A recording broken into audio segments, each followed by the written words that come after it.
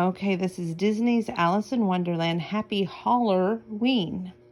The crisp fall air made Alice shiver as she walked through the apple orchard. All around her were people picking apples for All Hallows Eve festival that night. Alice quite enjoyed the festival. People bobbed for apples. They were told spooky stories about spirits, and they carved faces into turnips to scare the spirits away. Alice was thinking about scary spirits when she heard someone yell, "Wee-hoo!" The sound was coming from the inside of the trunk of a hollow apple tree.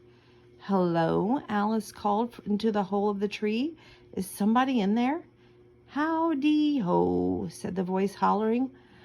Curious, Alice stepped inside the tree and soon found herself falling down, down, down. Alice landed in a dark passageway. Pushing open a door, she found herself back in Wonderland.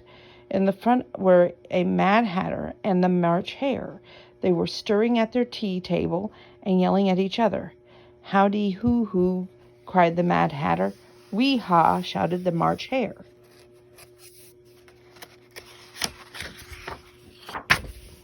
"My goodness, you're both yelling quite loudly," Alice exclaimed. "Whatever is the matter?" "Why, there's nothing the matter," answered the Mad Hatter. "In fact, everything is quite wonderful. It's holler-ween." "Don't you mean All Hallows Eve?" Alice asked. "I do not," the Mad Hatter replied. "Tonight is holler-ween. It's the night when everyone hollers at each other, like this." He turned to the March Hare and hollered loudly, "Hoo-dee-hoo."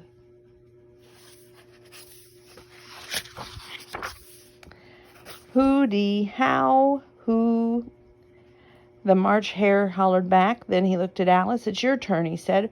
"Oh, heavens, no," Alice replied. "My governess says that children must never holler." "But it's holler-ween," the Mad Hatter said. "Hollering is a tradition. You must." "I suppose if it's a tradition," Alice said, and then she cleared her throat. "Howdy-how," she said, unsure of herself. "If you're going to holler, you've got to be louder than that," the Mad Hatter said. Alice took a deep breath. "Hoo," she cried. "Now, not bad," the Mad Hatter said, "but it needs a little more pizzazz." Alice sighed. "I'm afraid I'm just not any good at hollering. Are there any other holler-ween traditions?" "Sure," the Mad Hatter replied. "We bob for ice cream." "Ice cream?" Alice asked. "But you're supposed to bob for apples." "Well, that's silly," the Mad Hatter said. "Who wants to catch an apple?"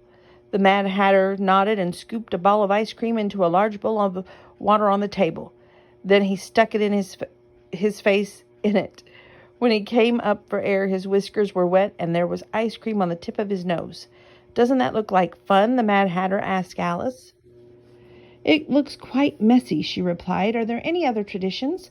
"Why, yes," Mad Hatter answered. We carve tea cakes." "Tea cakes?" Alice asked. "But you're supposed to carve turnips." The Mad Hare looked confused.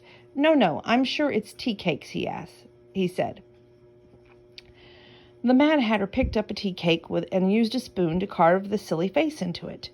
"What are you supposed to do with that?" Alice asked. "Why, you eat it, of course," said the March Hare. He took the tea cake from the Mad Hatter and popped it into his mouth. The Mad Hatter clasped his hands. "And now it's time to toast the stories," he announced. "Toast stories?" Alice announced. The March Hare nodded and lifted the lid of the teapot. The Dormouse popped out. In a small squeaky voice, he began to recite. "Hey, doodle doodle, I like to eat noodles, and porridge and pudding and ham. But I have none, and there's nothing as fun as a fine piece of toast with some jam." When the Dormouse finished, the Mad Hatter and the March Hare cheered. Alice clapped politely. "That was a very good poem, but it was not as proper sorry at all," she said. In fact, you're not doing anything properly. This is not how you celebrate All Hallows' Eve. The Mad Hatter shook his head. We told you, it's holler-ween. Well, I have never heard of holler-ween, Alice said. Where I come from, it's All Hallows' Eve, and we do not tell toast stories. We tell stories about ghosts. Ghosts? Stammered the Mad Hatter. You mean like spirits? Specters? Phantoms? Yes, Alice replied.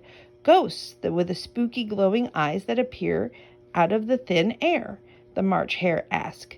Exactly, Alice replied. You mean like that ghost over there? The Mad Hatter asked, pointing.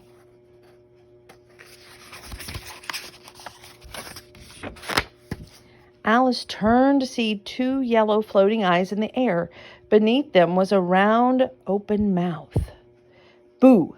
Good heavens! Alice cried, frightened. She jumped backward. The Dormouse jumped back into the teapot. The Mad Hatter and March Hare ducked underneath the tea table. Alice's heart pounded quickly as the yellow eyes floated closer to her. Suddenly, she realized something. Those eyes look very familiar, she said. Is that you, Cheshire Cat?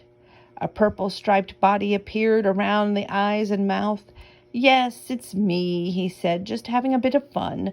Toodle-o, happy All Hallows' Eve.